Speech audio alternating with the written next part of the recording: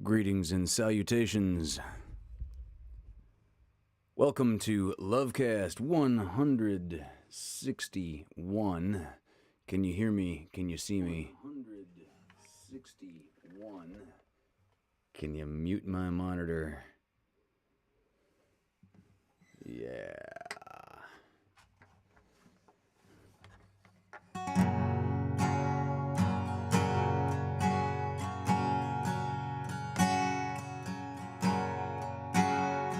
Sitting in the morning sun, I'll be sitting when evening comes, watching the ships roll in, then I'll watch them roll away again. Now I'm just gonna sit on the dock of the bay, watching the tide roll away.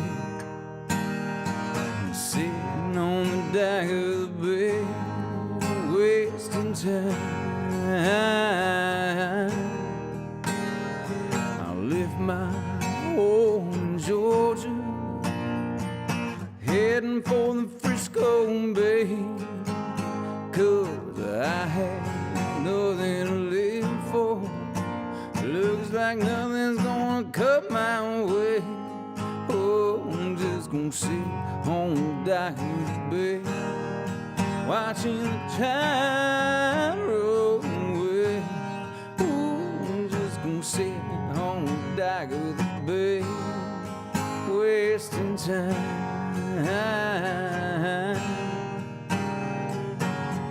Looks like nothing's gonna change. Everything still remains the same. I can't do what 10 people tell me to do, so I guess I'll remain the same. Yeah, I'm sitting here resting my bones. Hey, and this loneliness won't leave me alone. Hey, it's 2,000 miles of road just to make this dock my home. So I'm just gonna sit on the dock of the bay, watching the tide roll away. Ooh, I'm just gonna sit on the dock of the bay, wasting time. Ooh, do do do do do do do do do.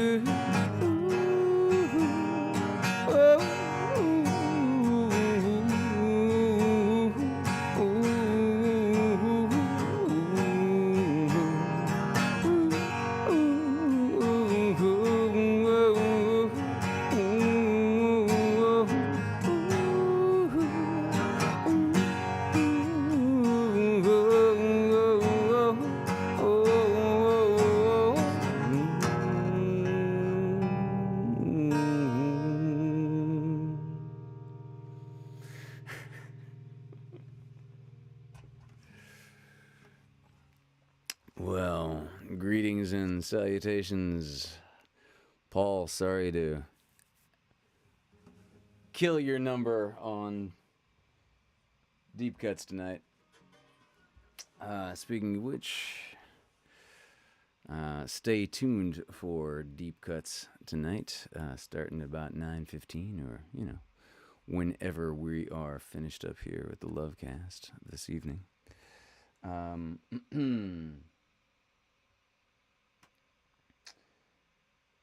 Quick in-service house announcement.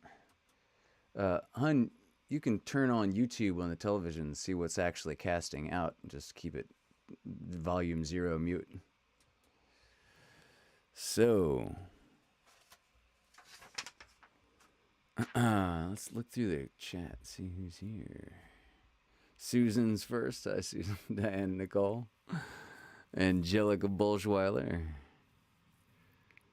Kelsey Blaine Gibson, hi. My mom, Pam, is here. Mom just had a birthday on Wednesday, yesterday. Hey, Nick Davila.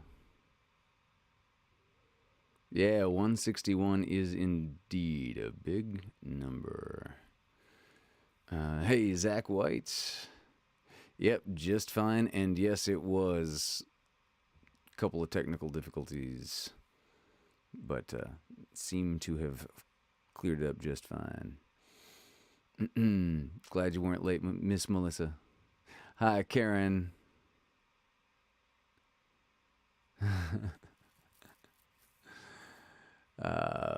Yeah. So, sending Paul off into the ether to find another song. Sorry about that, brother.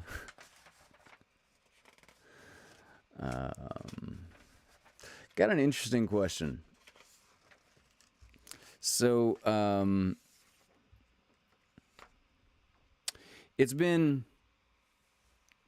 it's been going through my head for quite a long time now that I have a lot of science fiction ideas to write.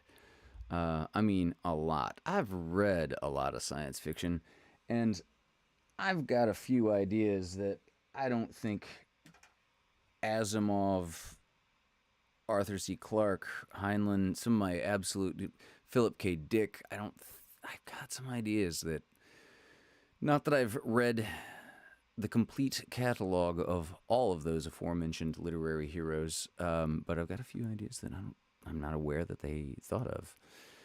And this Tuesday, I formally started putting pen to paper and expressing some of these ideas, committing them to extra genetic information. That is, writing them down. I've got a compelling question for y'all. So, one of the things that I love about science fiction is that is it asks what if so often. There's different versions of that in hard sci-fi versus soft sci-fi. Like, soft sci-fi asks questions like, wouldn't it be cool if, in contrast, hard sci-fi asks questions like, isn't it cool that? So, my question is, in the last 4-ish years, one pod of killer whales has been attacking boats. Now, in the rare event that they actually sink said boat, they don't then go and attack the humans that are floundering in the water. I'm not even aware that any attack on humans in the wild has ever happened from orca to human violence. It takes you got to make them into psychotic killers for things like the SeaWorld killer, or what was that other one's name? I think it was named Keto, that killed a human trainer in captivity. But I don't even think orcas harm humans in the wild, bizarre as that is, which is weird because orcas' feeding habits seem to be eat first, ask questions later. I mean, they're apex predators, is basically they can eat whatever they can catch, and they can catch pretty much anything around them. And they use teamwork to catch the things that they otherwise couldn't catch individually. So, my science fictional question. In the last 4 to 5 years, there's been one group, one pod of killer whales that have been attacking human boats, not harming the humans on those boats if they do sink the boat. Why do you think they're doing this? Put that in the chat. In fact, let's even subdivide this. Why do you think they're doing this? Then B, why do you think they're doing this? Wrong answers only. Go. I'm curious to see what folks put in there. And by the way, it's only one pod of killer whales that are doing this. It's like they this is not all killer whales in all oceans or in all bodies of water. This is like, it seems to have started with one individual and then just sort of gone out to her direct genetic lineage.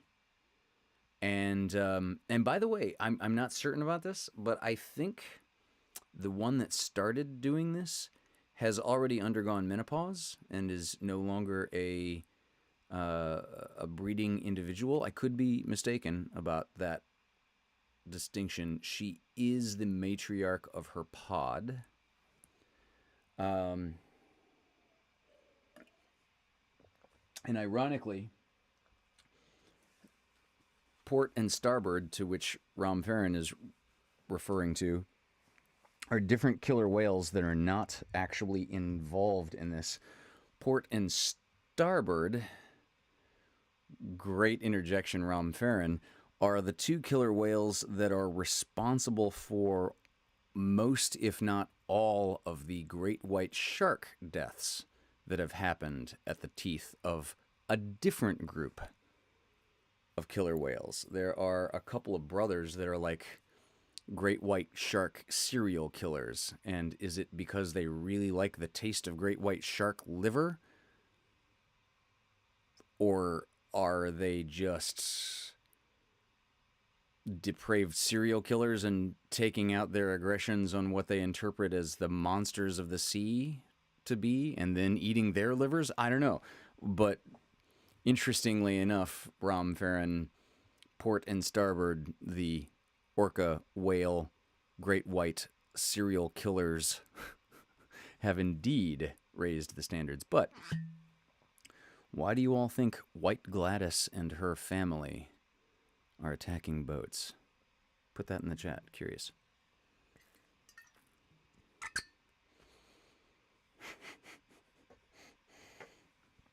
Just a couple of murder dolphins, indeed.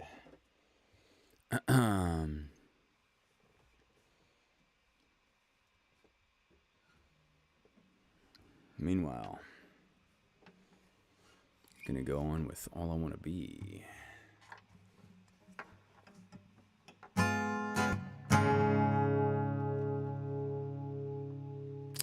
Irish whiskey.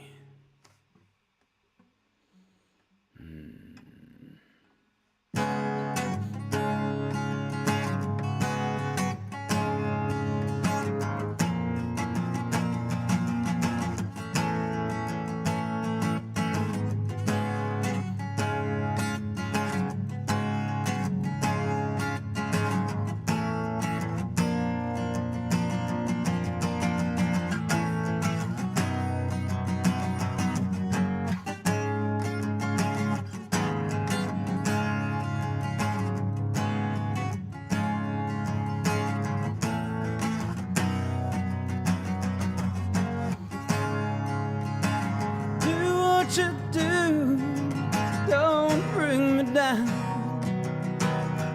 I went to the doctor, it's just another clown. Don't stand alone, you might turn to stone. I wish there was a pill for that, you're on your own. Can't you see what it's doing to me? All I wanna be is by your side. I don't care if they cut my hair. All I wanna be is by your side. All I wanna be is by your side. Hey.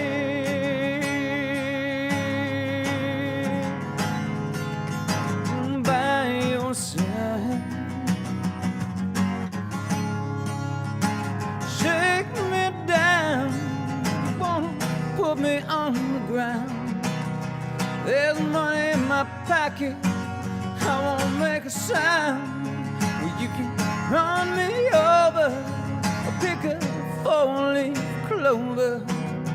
Now they cut the lights down, this record's going slower. Can't you see what it's doing to me?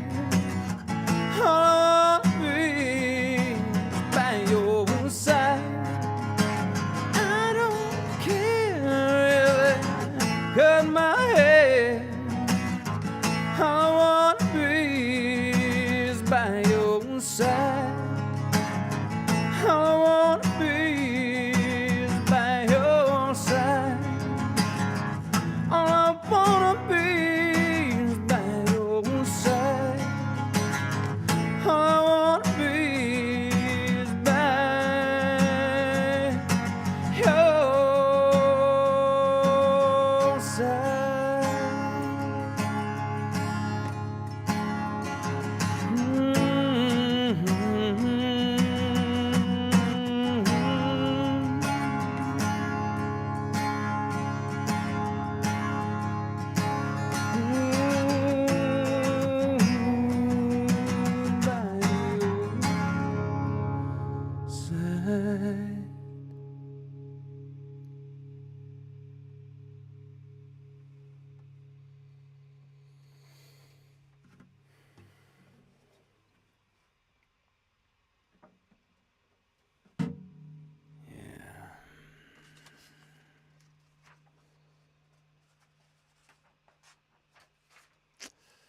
All right. Real curious to see what folks are putting in there.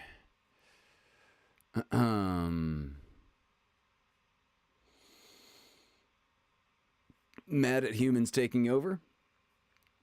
Okay, so going back, the question is why are the Gladys pod family killer whales attacking boats in the general vicinity of Spain? Diana Nicole says mad at humans taking over. Rhonda Soto said genetic. Mom Pam says I think she remembers, she specifically Gladys, I think she remembers how people in those boats, in those kinds of boats, have caused so much death to her kin. Serona Farron says just a couple murder dolphins.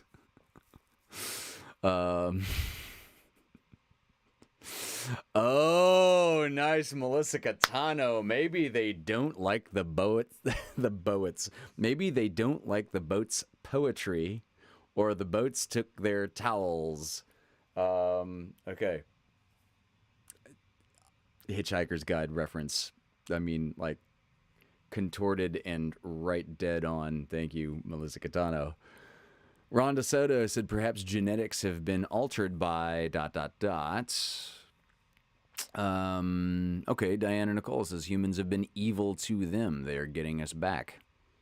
I'd say deep-seated sense of revenge almost fits, except this, like, it kind of goes back to, hold on, there was that point that if they sink the boat, they don't then hurt or even like molest or abuse or torture or whatever the humans that are floating around in the water. They just kind of like leave them alone, which has got to be terrifying, by the way. If you're a human and like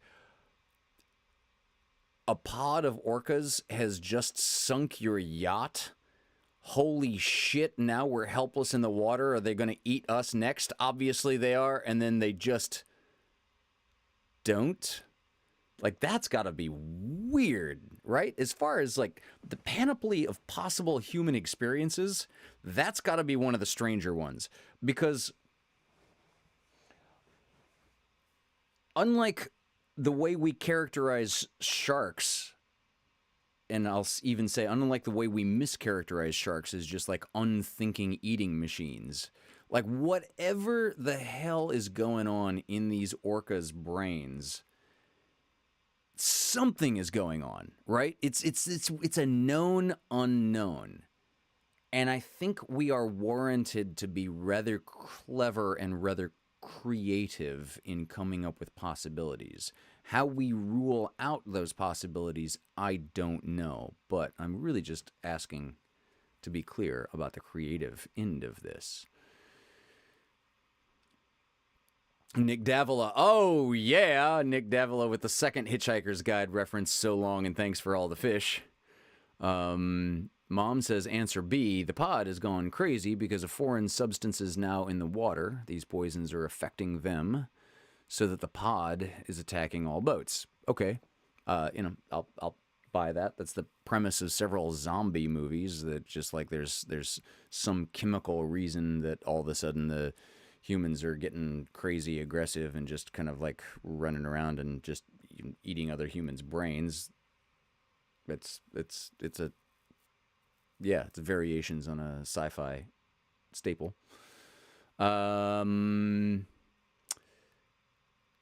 Melissa says, yes, Nick, or maybe the boats remind them of the vessel that took their dolphin friends away. Yes, okay.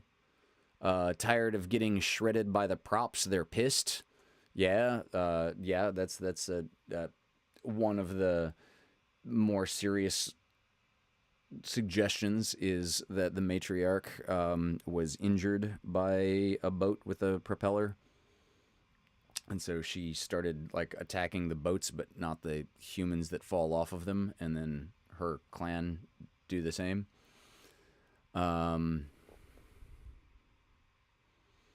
Because the spent years studying the musings of Jean-Jacques Rousseau. Rick says someone in the boat gave them something tasty and they are on the hunt for more.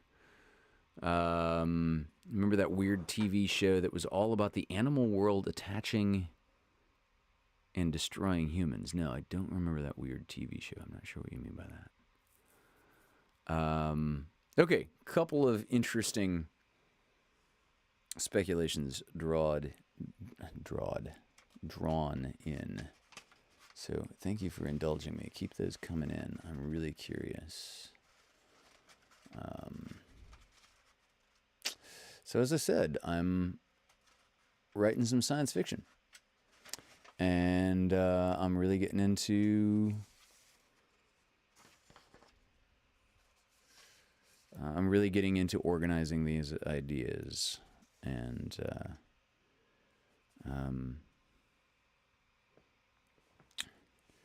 more on the what, where, and why of that after another song.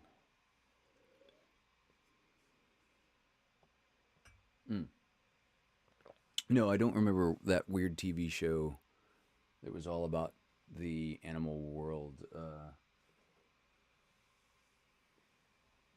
attacking and destroying humans. I'm not sure what that was.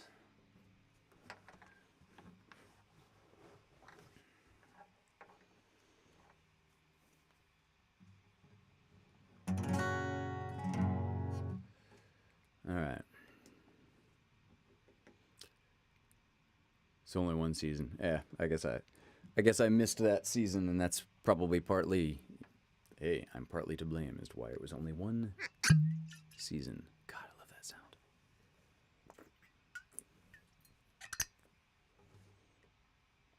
Well, it was my mom's birthday yesterday.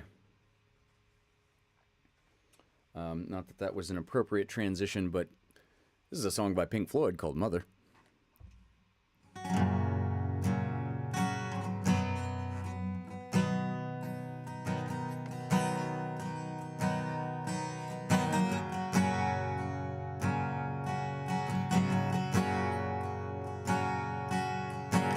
Mother, do you think I dropped the bomb?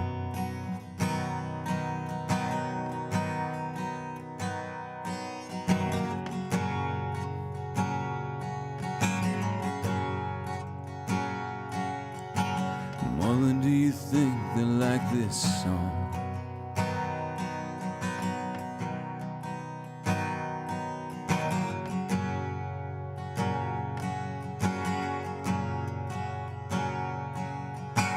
Mother, do you think they'll try to break my balls?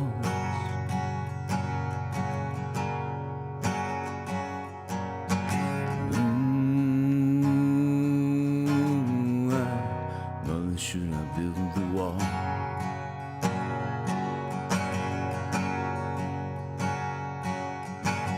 Mother, should I run for president?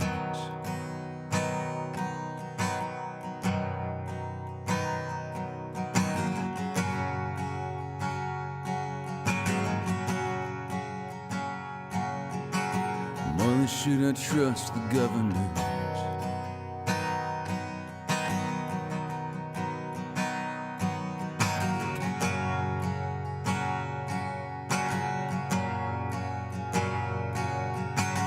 One will put me in the firing line.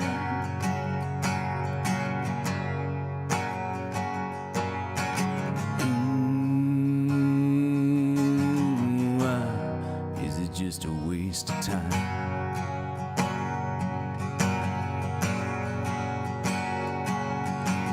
Hush now, baby, baby, don't you cry. Mama's gonna make all of your nightmares come true. Mama's gonna put all of the fears in you. Mama's gonna keep you right here under her wing. She won't let you fly, but she might let you sing. Mama's gonna keep baby cozy and warm.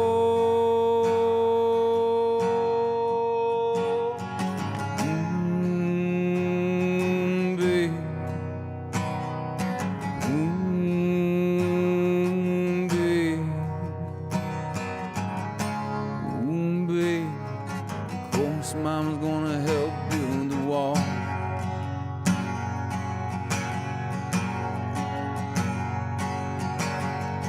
Do you think she's good enough?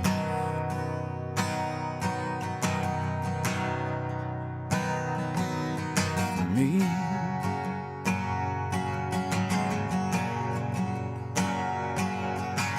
Mother, do you think she's dangerous?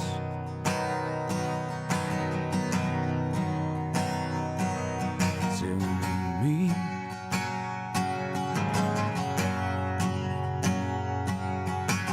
Will she tear your little boy apart?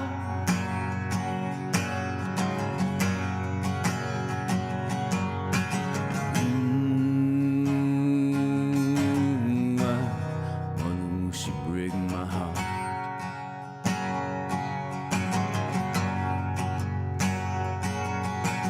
Hush now, baby, baby, don't you cry. Mama's gonna check out all your girlfriends for you. Mama won't let anyone dirty get through. Mama's gonna wait up until you get here. Mama will always find out where you've been.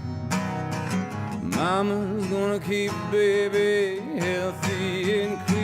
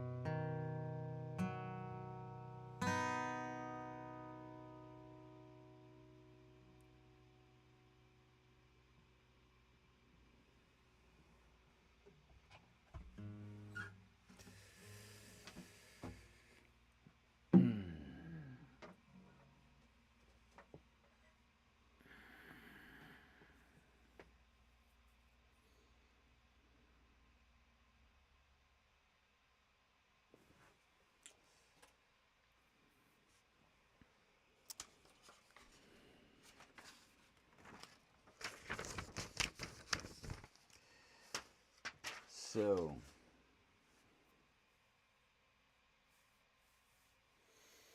I think Nick knows the name of the song. He's just asking a depth of question about what this song is underneath. What's it really about? And normally I would delve right into that, but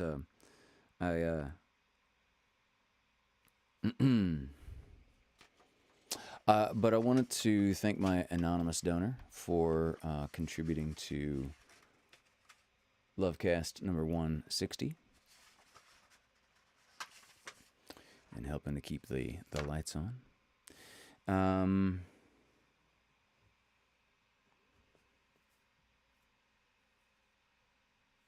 So,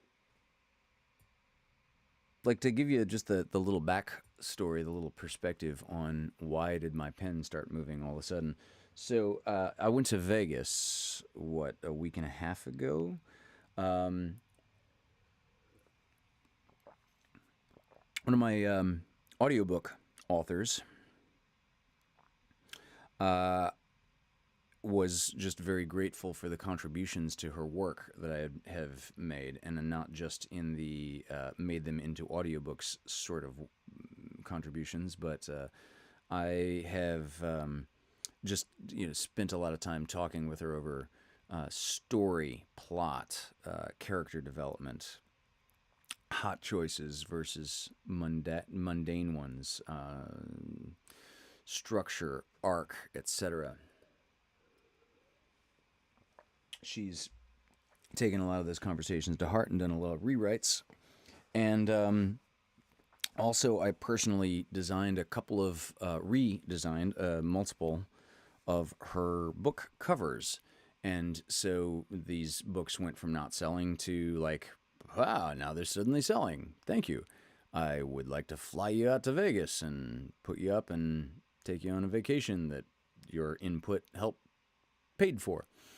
And then when we were in Vegas, we were like just murdering a bottle of whiskey in her hotel room one night, and she asked like a really compelling question. Forgive me if I relayed this before. She said, "You've got enough good ideas. Why?" And just knowledge about literature. I've read a lot of books. Why give me the ideas instead of author and publish on your own? I said, well, I mean, my role in life right now is I'm really just trying to maximize my income because I want to save for a nest egg and raise a family. I don't need another career direction. I just want to like maximize my contributions to your efforts and earn money working for you in the ways that I contribute. But that conversation has then just kind of replayed in my head a bunch more times, and I had dinner with with an entire family that I'm very close to. This is some of my closest friends, and my friend's sisters were in town on the occasion of her birthday, and we had just dinner with a bunch of the family, and I told them about the conversation. My friend's sister said, "This is fascinating because you could be the whole brand if you wanted to do romance novels." Like, romance novels? Why would I want to do romance?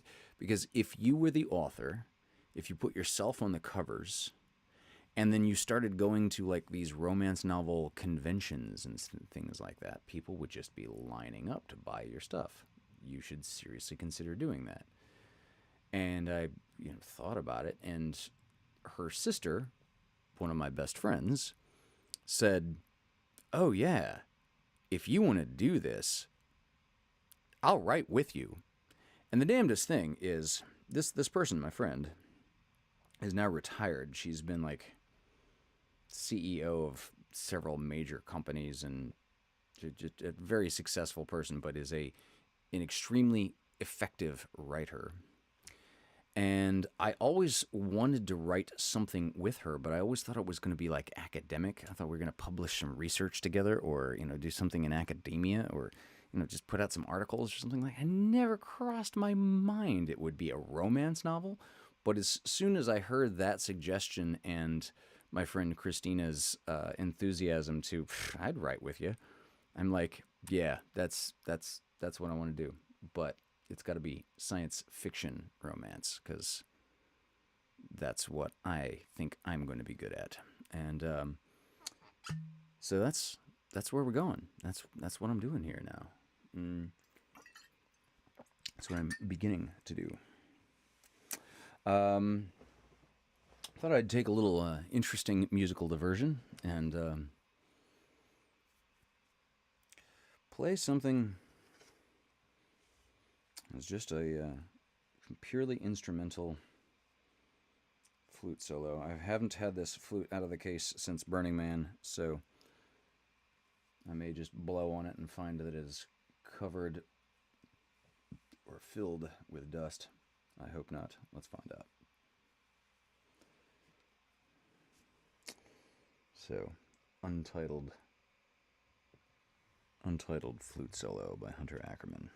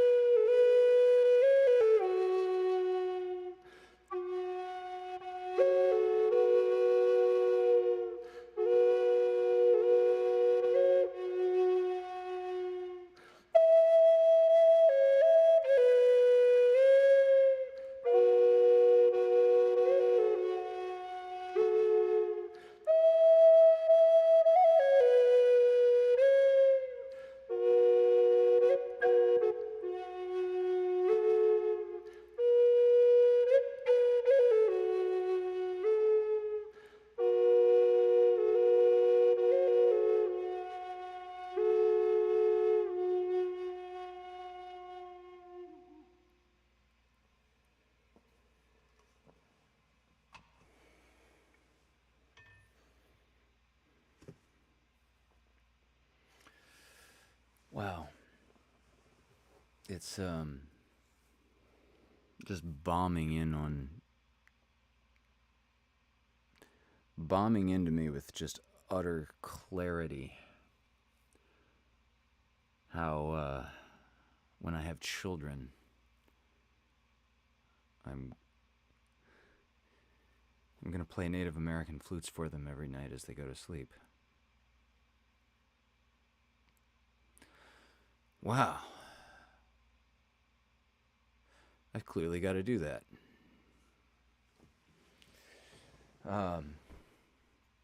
Yeah. So that'll be a thing.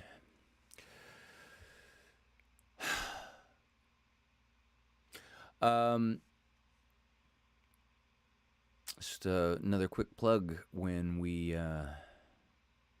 thank you, Nicole. When we wrap here, stay tuned to the Vaudacity network. Perhaps hit refresh, because we will get another installment of Deep Cuts, and it's a pretty big cast tonight. So stick around for that one.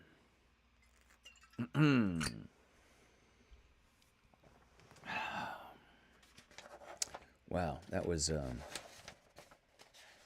yeah, that's clearly something I gotta do. Jesus. There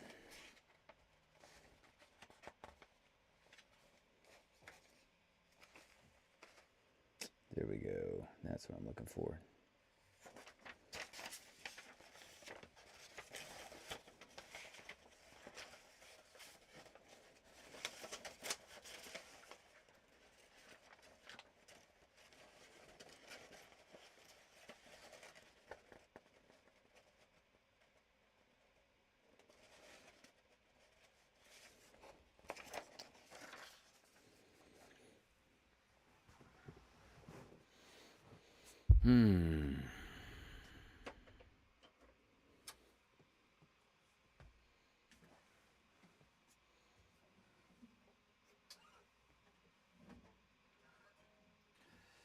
So,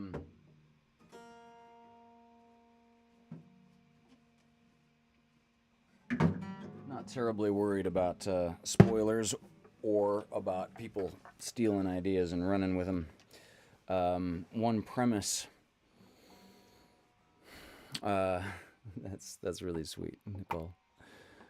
Nicole said I'm gonna need to clip that and play it for Benji. That's really sweet.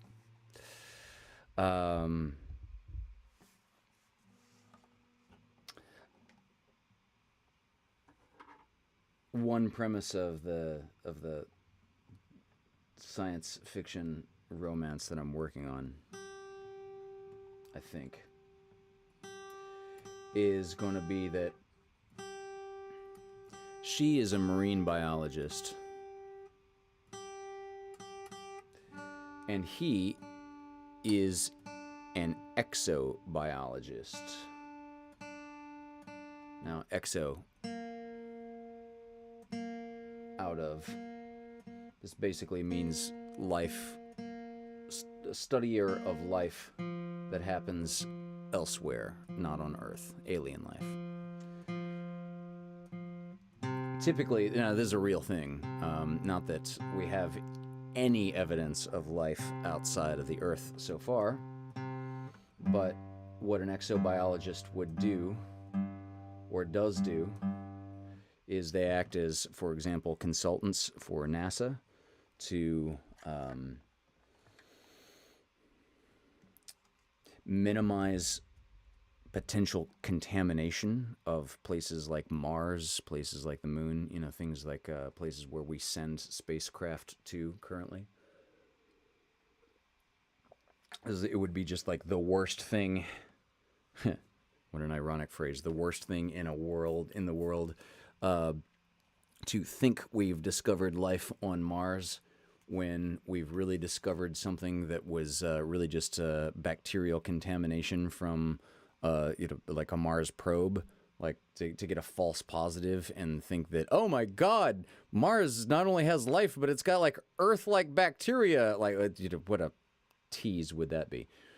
So that's one role an exobiologist does. They also would theoretically formulate what biosignatures to look for in things like the James Webb Space Telescope. So if life was of this particular nature, it would have this particular signature. Those are the sorts of things an exobiologist would be, looking at. And so my premise is a problem that only the two of them could solve together. There you go.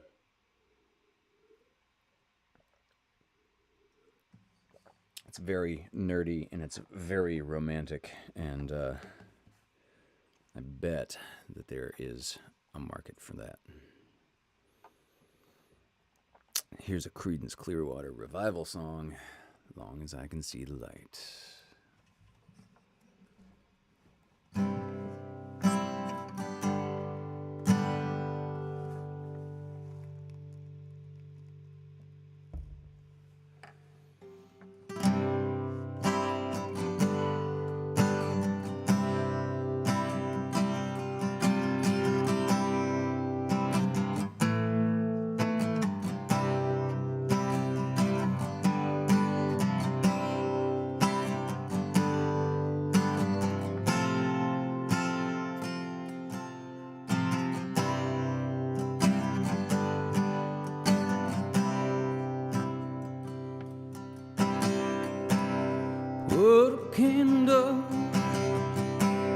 Put a candle in the window.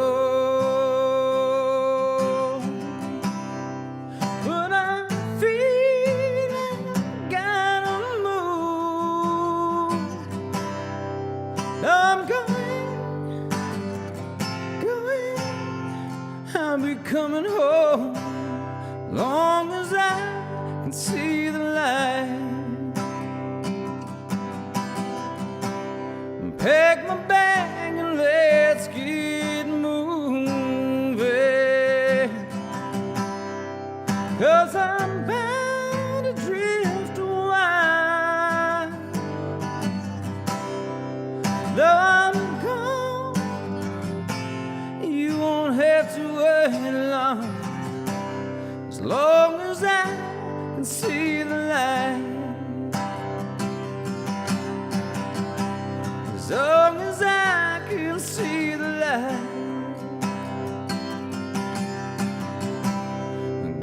guess I got that old traveling boat. 'Cause this feeling won't leave me alone. But I won't be losing my way, no, no. As long as I can see the light. Put a candle in the window. But I feel I've gotta move. Though I'm going, I'll be coming home soon. As long as I can see the light. As long as I can see the light. As long as I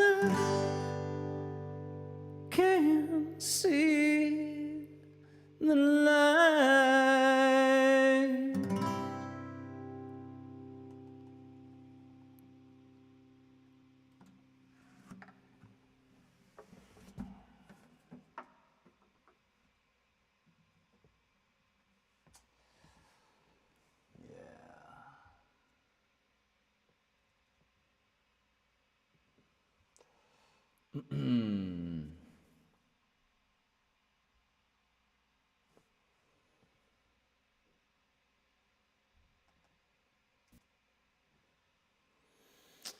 Well,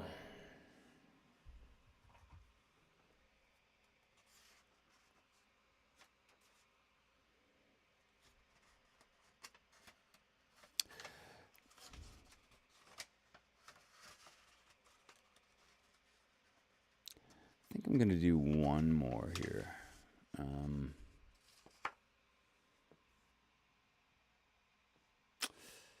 Hello, Charity. Thank you, darling. Nathan Rita. Hello, sir.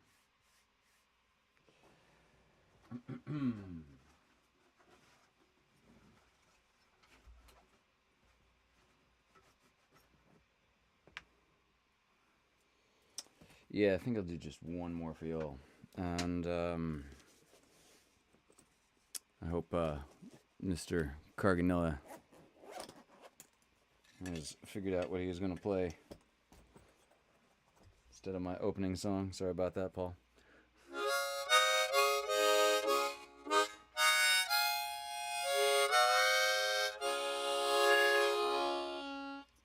Yeah, that'll work. That will do it. And yeah, I'm going to be listening to Deep Cuts from my living room as oh wow, this is the most literary thing I think I've ever said, as I alternate my efforts after the show between building my library and working on my book.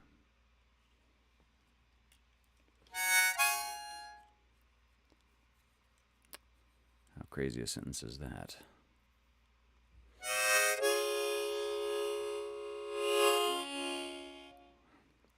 All right, one more. This is a U2 song.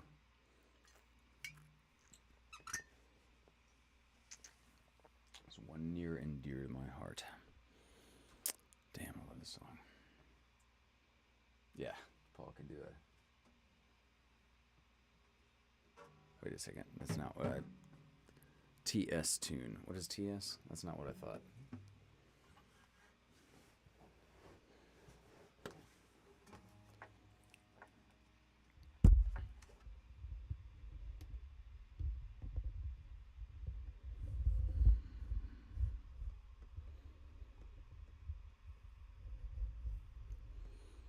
All right. This one's from The Joshua Tree, 1987.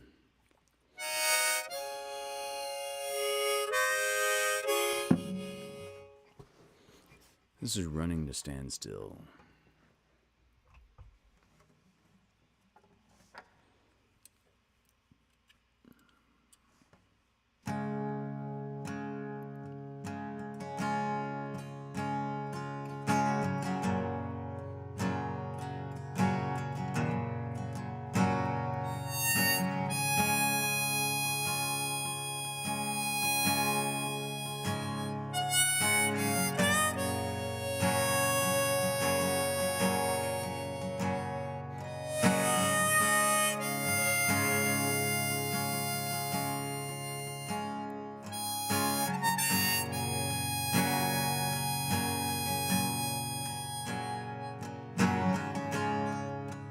So she woke up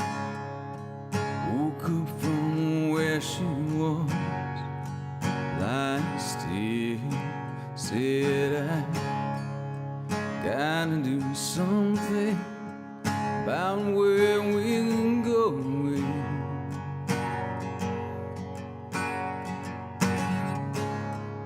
Step on the steam train, step out of the driving rain, baby. Run from the darkness in the night. Singing out, fa la la la today. Fa la la la today. Fa la la today.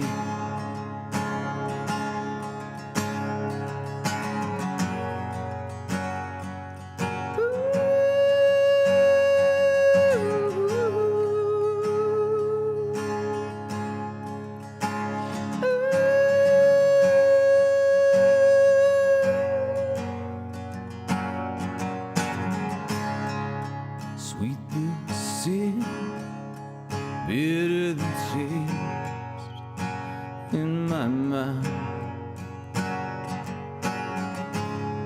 I see 7 times, but I only see one way out.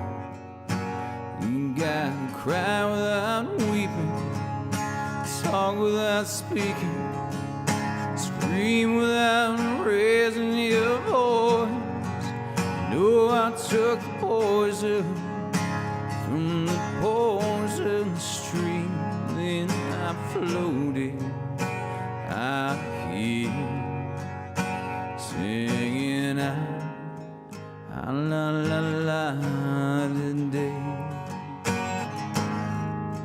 fa la la la today, fa la la today.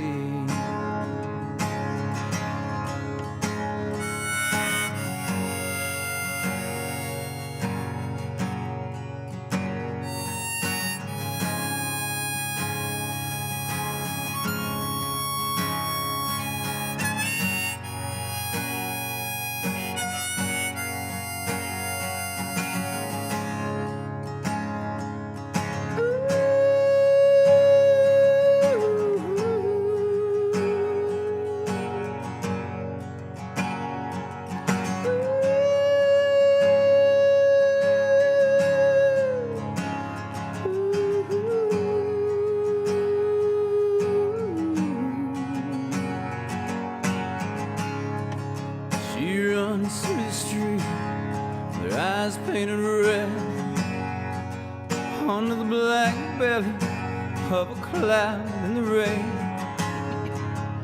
In through the doorway, she brings me white golden pearl, stolen the sea. She's raging, she's raging. The storm blows up in her eyes. She will suffer the needle chill. She's running to stand still.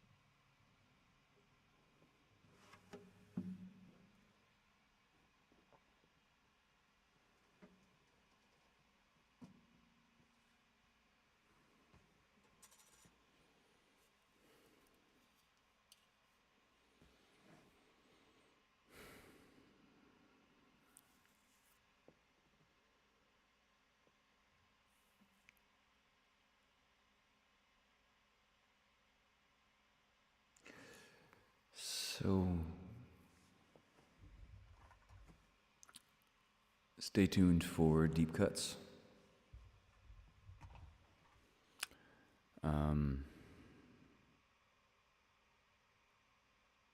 Man.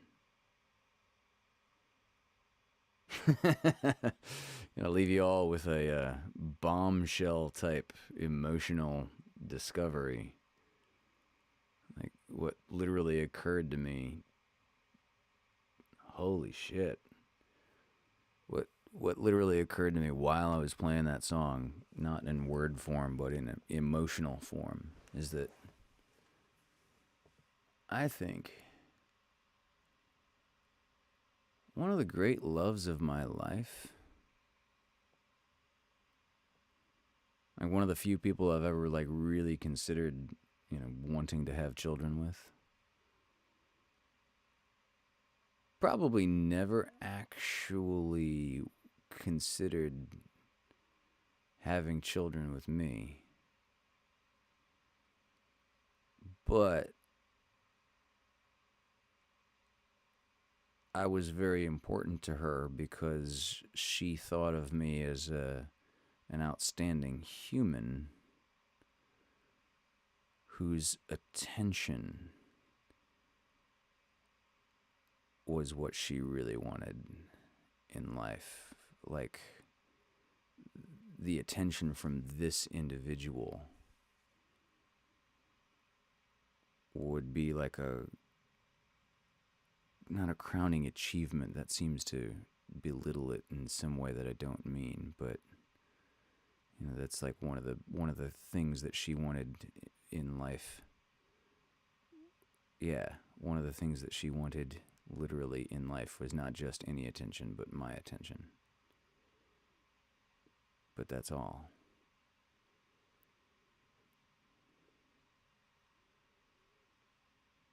So, we all must move on. And with that, I will move you all on to Deep Cuts here on the Vaudacity Network. Thank you for joining us. The next LoveCast will not be happening until the last Thursday of the month. What is that, November 30th? So we'll be skipping the next 2 weeks. Thanksgiving Thursday and the and 1 week from tonight. We'll be skipping those LoveCasts, those Thursday nights rather. And last Thursday of the month, we will return. Thank you all very much for joining us here. I'm going to have to write down some of these ideas very quickly before they fade. I love you all. Good night.